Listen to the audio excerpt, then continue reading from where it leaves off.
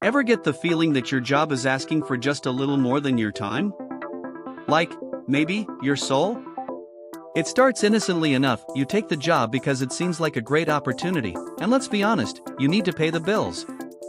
But as time goes on, you start to realize that the company isn't just interested in your work hours, it's slowly but surely creeping into every corner of your life.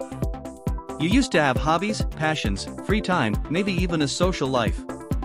But now, it's all gone.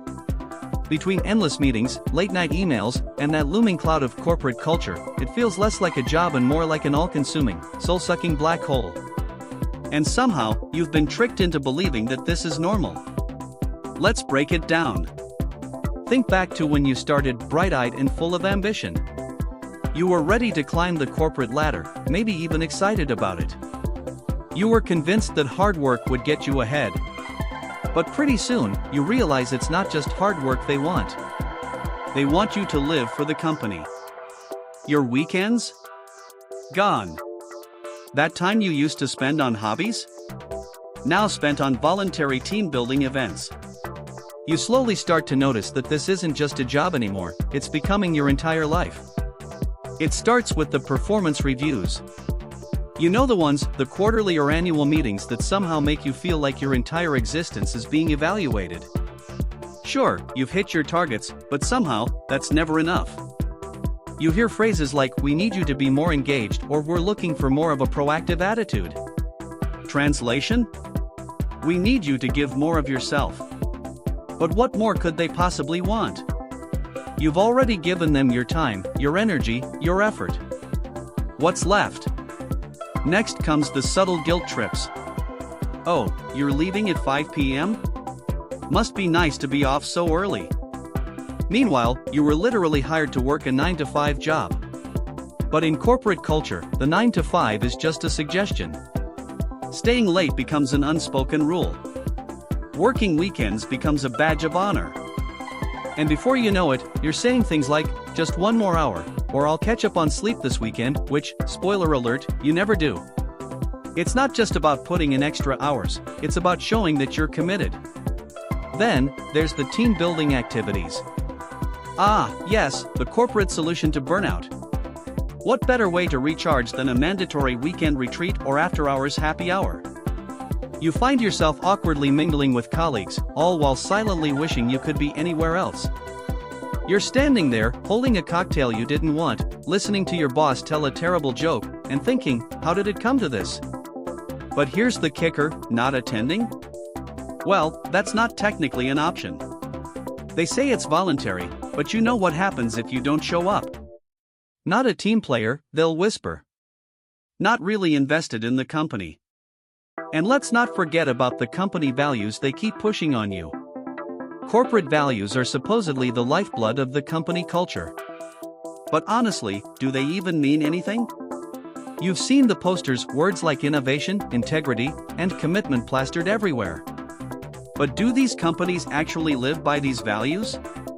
Or are they just buzzwords to make you feel like you're part of something bigger than yourself?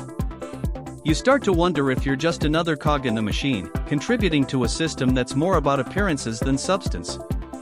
Then comes the always-on mentality. Remember when work stayed at the office? Yeah, those days are long gone. Now, your phone buzzes with work emails at 9 p.m., and you're somehow expected to respond. You could be out with friends, or finally catching up on your favorite show, but there it is, your boss asking for an update. And don't even think about ignoring it. The next day, you'll be greeted with, "Hey, I emailed you last night. Didn't you see it?" There's no escape. You're plugged in, connected, always on. Work is no longer a place, it's a state of being. And all the while, you've convinced yourself that this is just how things are. You rationalize it, it's a tough job market, everyone else is doing it, or the most dangerous thought of all, this is just how you succeed. But what if that's the lie? What if you're not climbing a ladder but sinking deeper into a pit that demands more of you every day? Then, you start to notice the subtle changes. You're tired all the time, but not just physically. Mentally, emotionally, every part of you feels drained. Things you used to enjoy feel like distant memories. When was the last time you picked up that hobby you loved? Or had a weekend that didn't involve catching up on work? Even when you're not at the office is with you. In your thoughts, in your stress levels, in the ever-growing to-do list that haunts your mind. It's like the company has its claws in you, and no matter what you do, you can't shake it off. And then you realize, they've got you. Slowly but surely, the company has taken more than just your working hours. They've taken your energy, your free time, your creativity. They've blurred the line between work and life until there's barely any life left outside of work. And now, here you are, asking yourself, is this really worth it? But here's the twist, it's not just you. Thousands, maybe millions, of people are in the same boat, feeling the same slow, suffocating pull of corporate life. It's the same system, just different companies. A system designed to make you think that giving everything to your job is normal, that your worth is tied to your productivity, and that success means surrendering yourself to the grind. But is that the life you really want? So, next time you get that urgent late-night email or you're guilted into staying late, remember, you're not just selling your time, you're selling a part of yourself. And while the paycheck might look nice, what's the real cost? If you're feeling the same, stick around. We're here to expose the truth behind the corporate machine and why it's time to take your soul back.